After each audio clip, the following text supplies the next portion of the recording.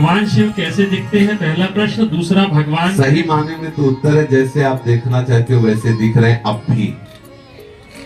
शिव पुराण में लिखा हुआ है, भगवान शिव स्वयं कहते हैं कि मैं समस्त पुरुष रूप हूं और हे भगवती तुम समस्त स्त्री रूप हो, क्योंकि मेरा और तुम्हारा चिन्ह पूरी सृष्टि में, हम शिव पुराण के अंतर्गत कह रहे हैं, जितने भी पुरुष हैं सब शिव स्वरूप हैं और जितनी भी स्त्रियां हैं सब नारी स्वरूप हैं।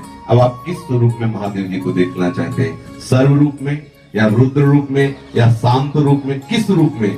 जाती रही भावना जैसी प्रभु मूरत देखी। प्रभु कैसे, तुम्हारी भावना जैसी वैसे।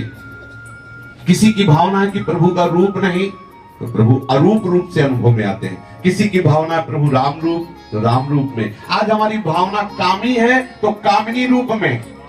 जैसी हम भावना करते, मेरे प्रभु के सिवा ना कोई था ना है ना रहेगा, हम जैसी भावना करते वैसा आज है। वास्तविक शिव का स्वरूप देखना है तो खूब शिव शिव शिव शिव रटो और वो कृपा करके अनुभव करा देंगे।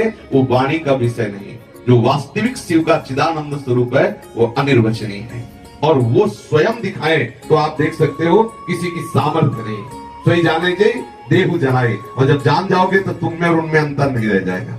समझ पा रहे? दूसरी बात क्या थी? माइक पहले उनको माइक दीजिए, कुछ बोलना चाहते हैं जी। प्रणाम महाराज जी। मेरा ये प्रश्न था कि जो परमात्मा है क्या वो साकार रूप में है कि निराकार रूप में? ये क्या है आप इसे बताओगे? साकार है, साकार है ये, इनको हम टच कर सकते हैं सभी को। हाँ। साकार टेंजिबल है। ये है कौन? मानव। मानव आया कहां से? मानव तो मतलब इतने में समझो, कृति माने रचना।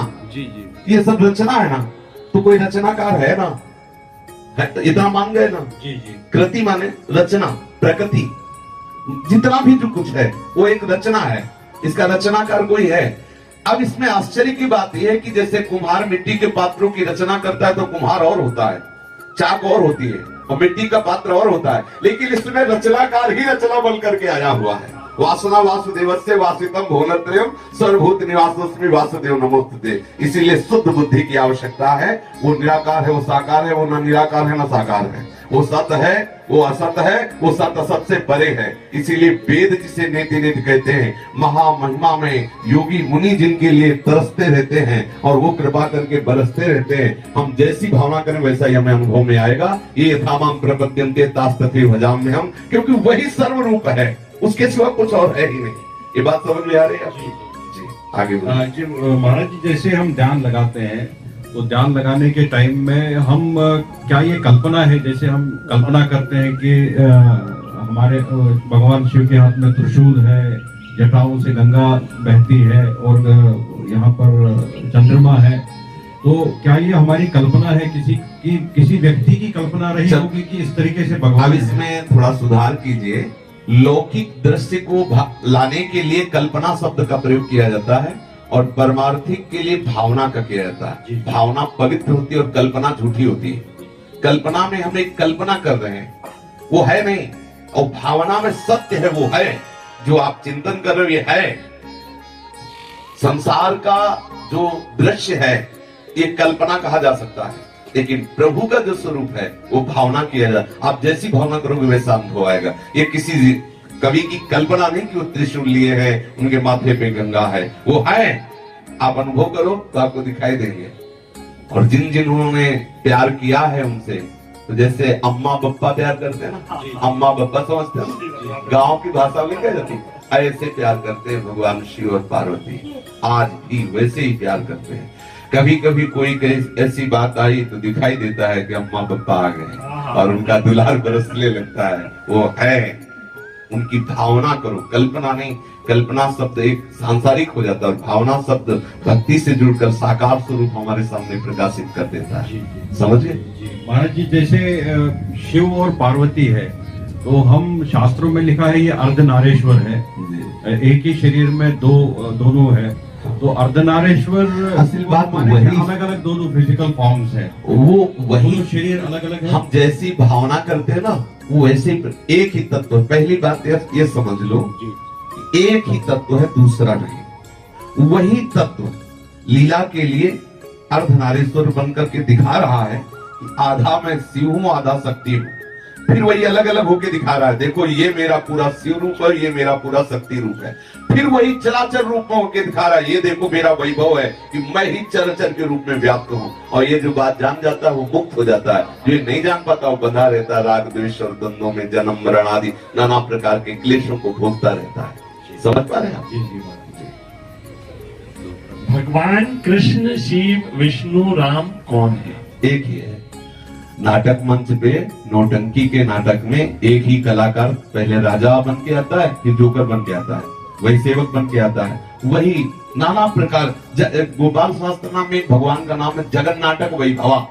ये जो बड़ा आश्चर्य है, वही दुष्टात्मा बनता है, वही महात्मा बनता है, वही स्त्री बनता है, वही पुरुष बनता है। और नाटक मंच स्वयं है और नाट्यकर्ता भी स्वयं है और नाटक का निर्देशक भी स्वयं, पूरा का पूरा एक ही वही पिता, वही पुत्र, वही पौत्र, वही सार। और यह रहस्य रघुनाथ कर बेग ले जाने कोई, और जो जाने रघुपति कृपा तो सपने मोह न होए।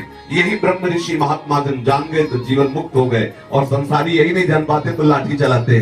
मेरे भगवान बड़े, तुम्हारे भगवान छोटे, चल रही लाठी। भगवान तो क्या, खोपड़ी फूट रही, छोटे बड़े अस्पतालों में गारी गुत्ताल और निंदा स्तुति। प्रभु एक सम स्वरूप सर्वात्म भाव से सब जगह विराजमान है, वही राम है, वही कृष्ण है, वही शिव है। ये तो बहुत बड़ी बात हो गई। वही दुष्टात्मा है, वही महात्मा है। विद्या विनय संपन्ने ब्राह्मणे गविहस्तनी सुनीच सुभाग्य च पंडिता समदर्शिना।